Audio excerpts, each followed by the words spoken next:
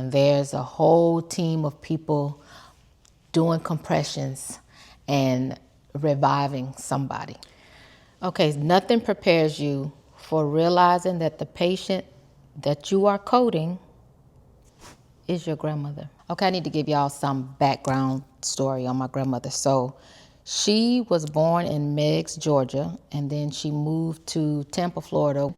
She had roughly 9th, 10th grade education. She worked 2 full-time jobs as a housekeeper for the VA and University of Tampa Hospital. Then she started her own cleaning business and would contract with like the libraries, offices, and clean from there. From there, she started buying into property where she added on to the top of her house, rented it out, had tenants, and then she kept doing the same thing, buying homes, renting them out. So my grandma was extremely smart. My grandmother and I were like this, okay? As a baby, I would be going over there all the weekends. Like I'll pack my garbage bag full of clothes and I'm going to my grandma's house. My grandmother helped me get my first apartment. She got my first washer and dryer. Like, we were like this. As she aged, health situations started to come up and she was diagnosed with congestive heart failure. And one day I took her to the doctor and the doctor was like, Miss Melvin, your heart is not functioning at a good percent. Like she had a low ejection fraction is what we call it. And he's like, you need to go ahead and get your affairs in order. And so my grandma was like, well, why can't you just give me a new heart? Mind you, she was born in 1927 and she's in her 80s. And so she's like, well, why you just can't give me a new heart? And he's like, you don't meet criteria for that. I just think you should enjoy your time and make sure your affairs in order. Well, my grandmother wasn't hearing it. He sent her home on what they call a dobutamine pump. And so dobutamine is a medication that helps contract the heart. So she was sent home with something that was a medical form of life support, in my opinion, because if she didn't have that, at any point the heart would have stopped pumping. The bag would run for 12 hours and then she needed a new bag. So I worked 7 p.m. to 7 a.m. at Tampa General Hospital in the ICU. I was an ICU nurse. I probably had been a nurse a year and some change. And I would go to her house before I went to work, get her washed up, change her pump, go to work, get off, go back to her house, wash her up, change the pump again for the next 12 hours.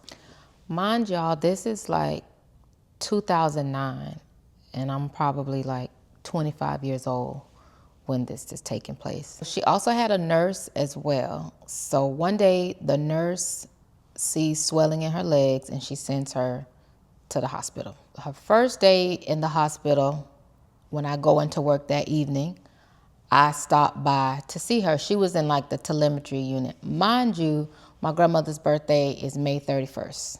So this was like around May 29th or 28th or something like that. So she is in the hospital. I go to work early at like 5:45 so I can sit with her sometime before it's time for me to do my shift. And I go in her room and she looks just so beautiful.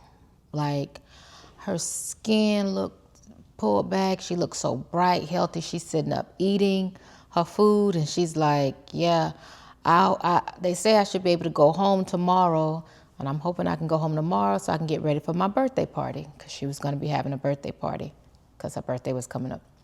So I was like, yeah, Grandma, you look so good. Like, you look so young and tight. She was like, yeah, I feel good. So after I sit with her, I leave out. I tell her I'm going to come back on my lunch break. So my lunch break is probably like 1 or 2 o'clock in the morning. So I go start my shift, 1 or 2 o'clock in the morning. I come back down.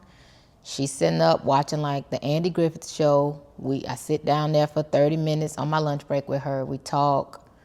I go back, I tell her I'll check on her before I leave out. So I go do my shift, finish my shift. As I'm leaving, I go lay eyes on her that morning. She's fine. I go home. The next night I'm scheduled to go in. I couldn't make it early in like I did the day before because I had to take care of some stuff with my daughter. So I figure I'll just go see her on my lunch break again, which is going to be like 1 or 2 in the morning. So I start my shift. When it's getting after midnight, my charge nurse at the time, she says, I want you to go ahead and take your break now because you're going to be getting an admission. I said, okay. So I leave off the unit to go take my break, and I go straight to my grandmother's room. When I get to the room, the bed is completely made up, like clean. Housekeeping has already come, cleaned it up. Nobody's in the bed, it's neat. And I'm like, what? So I go to the unit secretary and I'm like, where's Pearl Melvin? And so she's like, hold on, let me see. So she checking her clipboard to see who was in that room, whatever the room number was. And she says, oh, she was transferred. And I'm like, transferred? Transferred where? Like, nobody called me. Nobody said anything. I'm her granddaughter. And she's like, she was a rapid response. She was transferred to the ICU. And I'm like, what? So as I'm getting this new information, I hear on the intercom, code blue, ICU pod 4, code blue, ICU pod 4. And I'm like, no, like this can't be. So I take off running up the stairs and I go straight to the room that's supposed to be my admission. And there's a whole team of people doing compressions and reviving somebody. I can't see who it is at the time because the room got like 15 people in it. And so when my charge nurse sees me, she's like, hey, this is your admission. Here, come on, grab the so-and-so. And as I already kind of knew, I just felt it in my soul. But as I like peeked around and through the people to see who was in the bed, I just couldn't move. I couldn't move. I couldn't even barely speak. And I remember the charge nurse saying, calling my name to say, come on. And I obviously I must have said, that's my grandmother. And I just remember her saying, what? And somebody from the room, they grabbed me and they put me in the break room.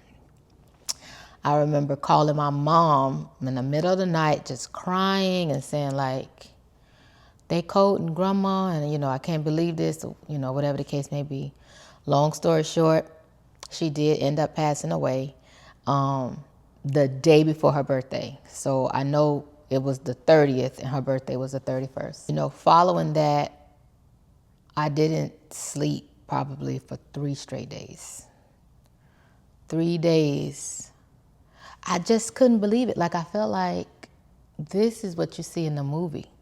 Like, me going to go see her and she's being admitted in the room that'll be my admission, my new patient. Like, that's wild to me. Preparing to tell this story, I realized so many like traits and characteristics of stuff that my grandmother said that stuck with me. And I'm gonna leave you guys with this in case you need it. It was 2 things that she used to say that I'll never forget. Number 1, she used to say, get your education, because that's the one thing, or that's one of the things nobody can take from you, because once you know it already, you got it. Like, so do what you need to do to get your education. When I was preparing to tell this story and I wanted to make sure I had all my facts straight, I asked what was her education level. And I know my dad told me she tried to go back to night school because education was important to her. But she never ended up finishing doing it. Like, by the time my grandmother died, she had several homes. Like, she may not have got the academic education, but she was extremely smart. And another thing she taught me was stay humble, stay low to the ground, because in case you fall, you don't have far to go. And that stuck with me a long time. Now, I think I might have taken it too far, where like sometimes I don't even acknowledge some of the work that I do. But being humble, having humility, and just being gracious, she taught me that, not only through her words, but through her actions, because the wealth that she managed, I never knew. So that's my story time for today. I put on some pearls to honor Miss Pearlie Marie Melvin. And that's it. See you next time.